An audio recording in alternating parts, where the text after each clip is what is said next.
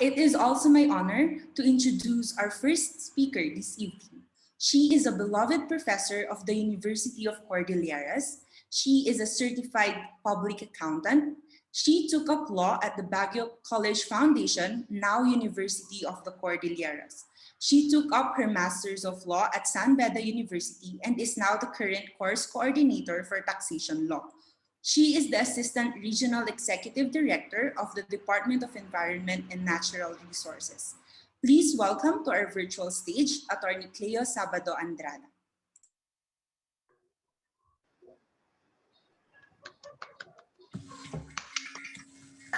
Thank you for introducing me to amazing people, Marjorie. To our Dean, Reynaldo Agranza Mendez, our UC Barristers Club Advisor, Attorney Ranjan, to the faculty of the UC College of Law, to our guest speakers for today, especially to our former DNR Secretary for Legal, Sir Tony Lavinia, to the Barristers Club officers, and to our dear law students. Isang makakalikasang pagbati sa inyong lahat. First of all, allow me to express my appreciation to the UC College of Law and the UC Barristers Club for dubbing this activity UC Law, leading the advocacy for climate justice. With so much going on in the plight of COVID-19, I, coming from the environmental sector, appreciate how you thought of this topic. Allow me also to thank you for giving me the honor to speak with all of you about something very dear to my heart. Most of you know me as a professor at University of the Cordilleras, but for those who do not know, I am also a public servant involved in environmental governance. Environmental governance is such a daunting task, especially here in the Cordilleras, where the environment and natural resources are abundant and where people are very environmentally aware and conscious. So today, I am tasked to present to you a brief history of legislation and enforcement of environmental laws. My presentation will tackle the following: the historical precedents in the management of the Philippine environment during the colonial period, post-colonial environmental legislation from 1950s to 1960s, the environmental policy making under martial law, and the democratization of environmental governance. The centralized and regulations-based approach to environmental management that became a prevailing characteristic of Philippine environmental decision and policy making was rooted on the rational view as seen on a modern state and political power perspective, which put weight on centralization, territorialization, and specialization of power. Of course, that is on the part of the government. Strictly speaking, the Philippines did not really have an environmental governance or management structure to speak of ages ago. What we had, though, since time immemorial was the belief that the primary stakeholder of natural resources was the state, to the exclusion of others without access, which is known as, alam nyo to, the Regalian Doctrine. Simply put, the control of land and all forest resources attached to it was enunciated by the Regalian Doctrine, a principle that was aimed and primarily used to strengthen the colonial and administrative base of then Spanish colonizers. For a long time, environmental credibility was based on the state's capacity to control and transform land resource from commercial use. It was only later that the importance of forests was realized and translated into the state's policies. Among today's standards, when it comes to environmentally regressive environmental legislation, are the Definitive Forest Laws and Regulations of 1889, a royal decree of the King of Spain, and the Kaingin Law of 1901. So this rationalized the exploitation of forest resources and provided a regulatory framework for forest management in the country until the 1970s. Among the significant strategies was reforestation, which was carried out as early as 1916 up to the present. Apart from them, we have the Forest Law of 1917, which established communal forests and pastures for the use of communities, and the revised communal forest regulations, which granted people the privilege to cut, collect, and remove forest products for personal use free of charge. Okay. Tapos ito, We go now to post-colonial environmental legislation, 1950s to the 1960s. Policies enacted during the post-colonial period reflected the state's legacy of centralization. It had the paramount option to manage natural resources by regulation, prohibition, and concession. As an effect, it gave birth to independent environmental legislation and management. At this period, there were four streams of policy instruments. We have regulation, reforestation by the state, social forestry, integrated area development. In sum, the nature of environmental policies in this post-colonial environmental period resonated the state's objective to curb forest destruction, reassess previous approach of aborting, slash and burn farming activities, and streamlined logging by timber concessionaire groups under a selective logging system. On the other hand, though the ambivalence in trust of policies back then led to the implementation of collective forestry policies with poorly enforced selective logging policy, corporate timber extraction arrangements, which was formalized in the 1960s and strengthened in the 1970s. In addition, the 1950s also saw changing lines of organization for protected area management. So nakikita nyo yung transformation dyan, no? Rapid degradation during the martial law. Rapid degradation of forests, unregulated commercial fishing, export-oriented industrialization, and deconcentration brought institutional changes in the environmental field during the Marcos era. The administration paved way for opportunities for civic action, bottom-top resource management, and spin-offs that left legacy on present and future environmental policies. It was in this era that environmental legislation and implementation underwent three-stage transformation.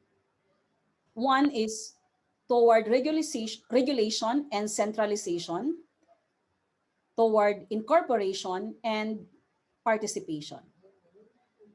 Can anyone guess what was the centerpiece of environmental legislation during the Marcos era? Most of you, being law students, want to know this. So Paul, alam mo ba ito, Paul? The centerpiece of environmental legislation during the Marcos era. Hi, Paul. Ma'am, yes, ma'am. Ma'am, I think it would be regulation and centralization. PD 705, or the Revised Forestry Code, thank you, Paul, of 1975, vested on the President the authority to dispense timber license agreements. Although this law rationalized the forest products or wood industry, this law extended special protection for timber extraction and granted incentives and concession privileges. Lease of forest lands was extended to industrial tree plantations, farms, and agroforestry. Worth noting is that it is this law that provided for the mandatory reforestation of timber companies as replacement for every tree they cut. In relation to protected area management, the same law punishes illegal use of watershed reservation and other sanctuaries. The 1970s was crucial also for the fisheries sector because it was in this era when the government recognized the importance of coastal and economic development zones. So let's have a short recall from our constitutional law subject for a bit. When we speak of our country marine boundaries, what happened during this period? Paul, ikaw ngayon ang nagre-recite. So when we speak of our country marine boundaries, what happened during this period sa 1970s? During the 1970s, we started delineating the how do you call it? The baseline doctrine, ma'am. Yes, ang galing mo, ang galing mo. So, it was in the late 1970s that the Philippines engaged in the international debate to define the country's, sabi ni Paul, exclusive economic zone. In terms of fisheries management, PD 704 was the centerpiece, superseding Republic Act 4003 of 1943. It was through this law that the government designated 7 kilometers from the shoreline as municipal waters and authorized commercial fishing to take place in the waters beyond this limit, thereby establishing control through marine protected areas. These are among the remarkable institutional developments and civil society formations in the environment sector from the 1970s to early 1980s. So nakikita po sa screen natin from 1971 to 1976. And for 1977 to 1979, the Philippine Basic Environmental Laws were summed up by Presidential Decree 1151. This is the Philippine Environmental Policy, and Presidential Decree 1152, the Philippine Environment Code. These two were enacted in a bid to deal with environmental issues at that time. Under the Aquino administration, the 1987 Constitution was adopted, paving way for environmental rights to form part of our constitutional rights. The basic principles enshrined in Presidential Decrees 1151 and 1152 were upheld. And with respect to environmental administrative system, the Department of Environment and Natural Resources was put in sole charge, and environmental legislation was delegated to the National Assembly. This addressed the shortcoming under the Marcos regime, wherein executive departments had overlapping functions, leading to disintegration instead of integration. At present, the DENR is the body which has the integrated and strengthened authority and mandate on environmental administration. It is tasked to make and recommend policy decisions related to environment and natural resources to ensure environmental management and sustainable development are balanced. The DENR has 6 bureaus, which has areas of concern extending to different environmental sectors. These are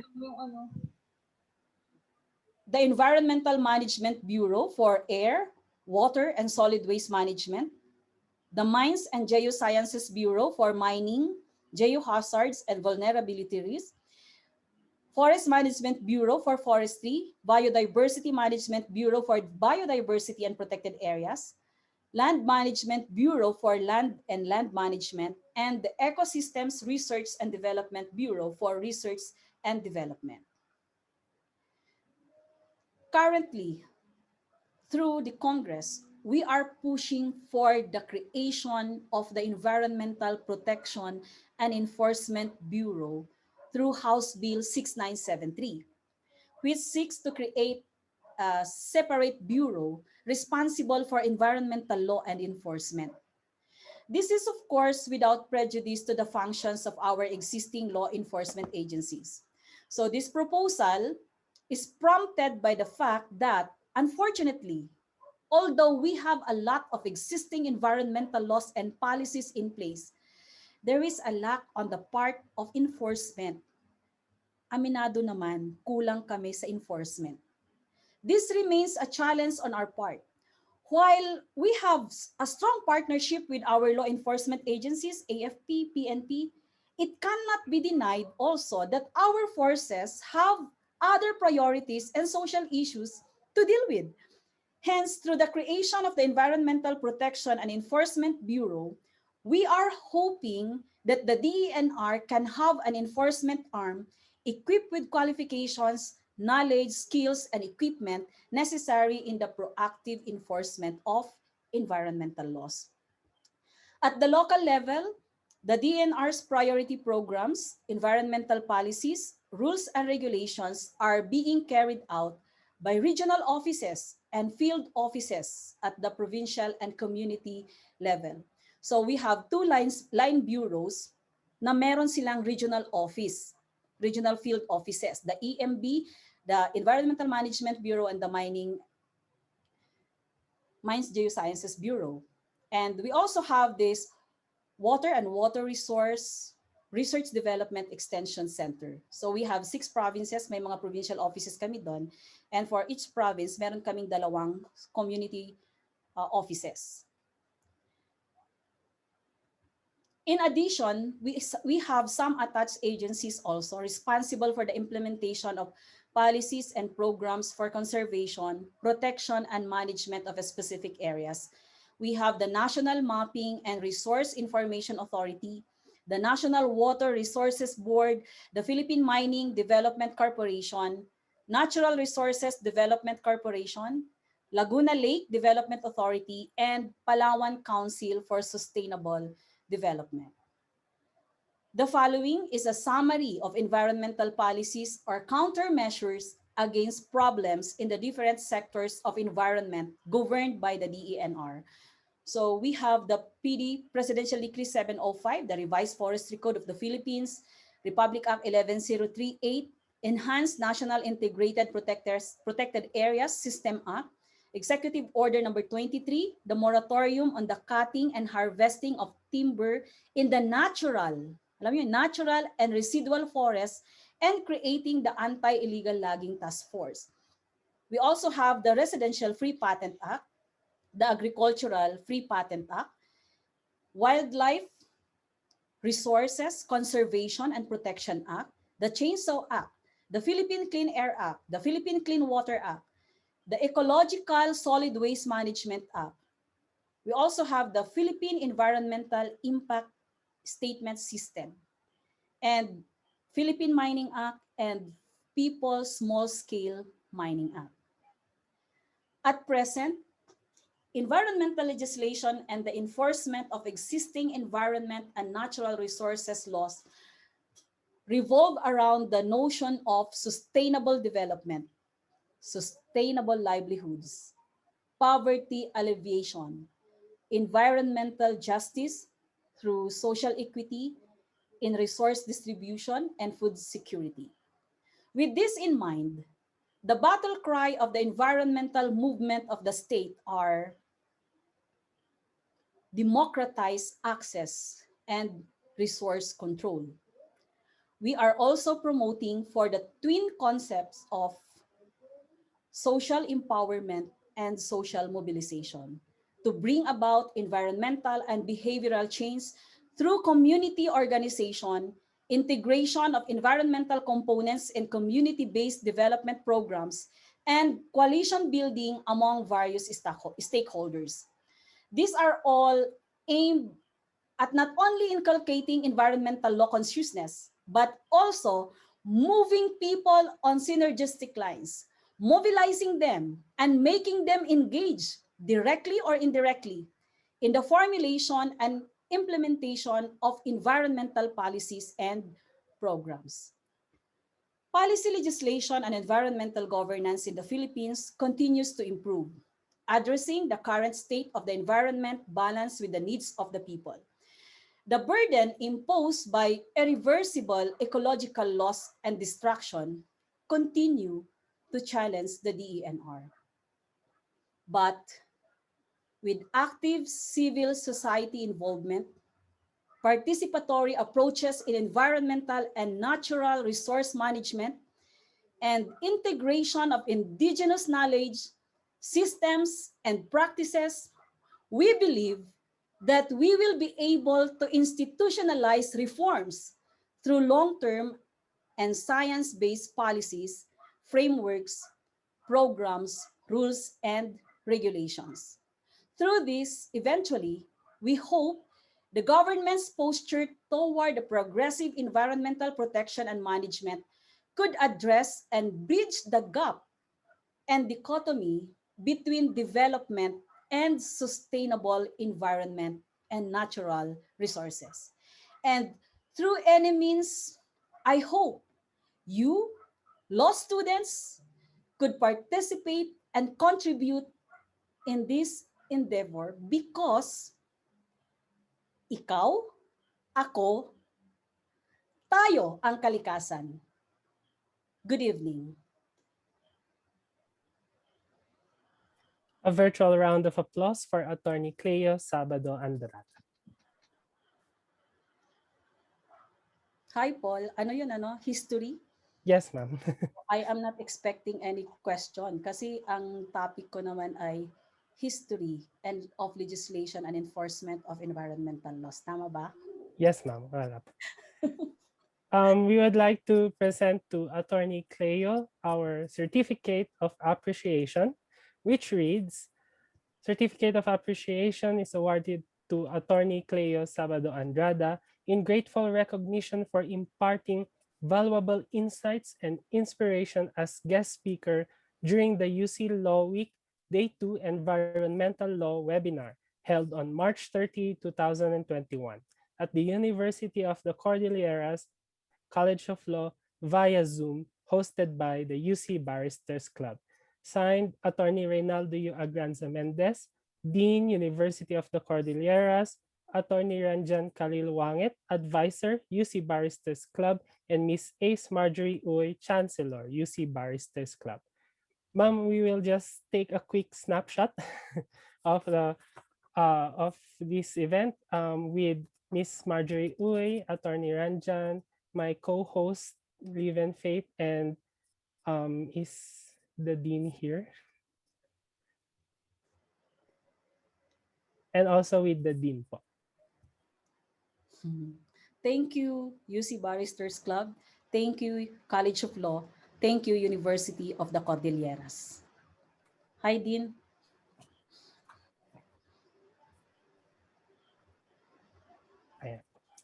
Let's all give out our biggest smiles. I'll take the photo 1, 2, and 3. One more po. 1, 2, and 3. Once again, a virtual round of applause for Attorney Cleo Sabado Andrada. Thank you so much, ma'am.